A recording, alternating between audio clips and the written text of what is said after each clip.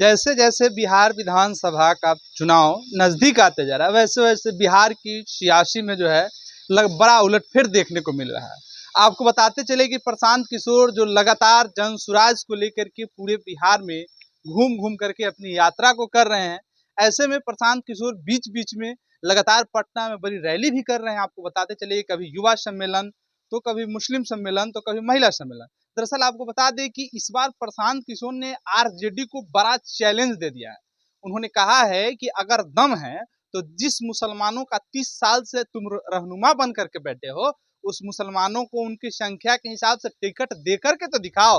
आपको बता दें कि प्रशांत किशोर लगातार वोटरों को रिझाने में लगे हुए हैं, इसलिए इसको लेकर के उन्हें पता है कि बिहार में मुसलमानों की अच्छी खासी आबादी है।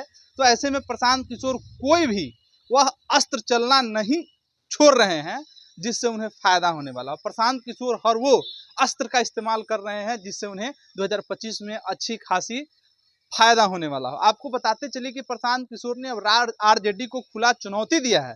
उन्होंने कहा है कि जिस मुसलमानों का तुम वोट लेते रहे उस मुसलमानों को अगर हिम्मत है तो उनकी संख्या के अनुसार से टिकट दो। आगे उन्होंने कहा कि 35 से 40 सीट मुसलमानों को मिलना चाहिए, मैं उनको दूंगा।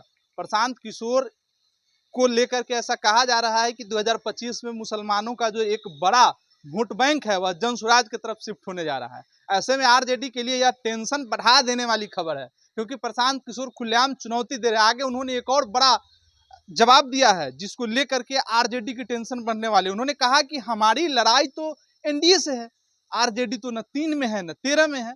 मतलब कि जो बिहार में मुख्य विपक्षी दल होने का दावा करती है आरजेडी, वर्तमान में है भी नेता विरोधी दल तेजस्वी यादव, उनको प्रशांत किशोर कह रहे हैं कि आरजेडी न 3 में है न 13 में है। तो भैया आरजेडी है कहाँ?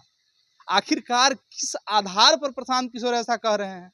प्रशांत किशोर को ऐसा क्यों लग रहा है कि आरजेडी कहीं लड़ाई में ही नहीं है और उनकी लड़ाई सीधे एनडीए से है और 25 में जीत का दम भी भर रहे हैं प्रशांत किशोर। आपको बताते चले कि प्रशांत किशोर पिछले कुछ दिनों पहले उनका एक बयान आया था जिसमें उन्होंने कहा था कि मैं 35 से 40 महिलाओं को इस बार 2025 के विधानसभा में चुनाव लड़ाऊंगा। तो ऐसे में प्रशांत किशोर आखिर कौन सा पॉलिटिक्स करना चाह रहे हैं? आपको बताते चले कि प्रशांत किशोर महिलाओं और मुस्लिमों के सहारे बिहार में सियासत की नैया को पार लगाने की जुगत में लगे हुए हैं। और प्रशांत किशोर को ऐसा लग रहा है, क्योंकि ऐसा है भी, क्योंकि सबसे ज़्यादा कोई अगर वोट करता है तो महिलाएं ही करती है, क्योंकि पुरुष तो बाहर में भी रहते हैं, रोजी रोजगार के चक्कर में रहते हैं, लेकिन महिलाएं 100% वोटिंग करती है। ऐसे में प्रशांत किशोर चाह रहे हैं कि महिला, युवा और मुसलमानों के सहारे बिहार के सियासत नैया को पार लगा लिया जाए। इसको लेकर के उन्होंने तेजस्वी यादव को खूब खरी खोटी सुनाई। उन्होंने कहा कि वोट मुसलमानों का और राज जो है राजद परिवारों का, वो सिर्फ मुसलमानों के साथ रहनुमा होने का ढोंग करते हैं और इस ढोंग का जवाब इस बार बिहार के मुसलमान देंगे। और आगे उन्होंने कहा कि जिस सीट पर आप मुसलमान कैंडिडेट को लड़ाइएगा हम वहां पर अपना प्रत्याशी